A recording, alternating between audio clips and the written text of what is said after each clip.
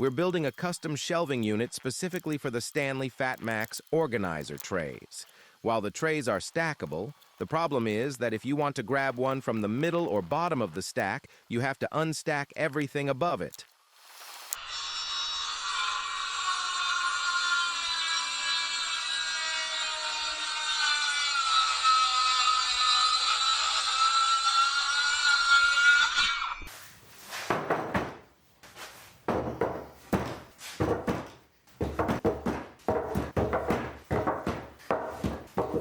When we've got loads to move between the unit and the van for jobs, the last thing we want is to waste time stacking and unstacking trays.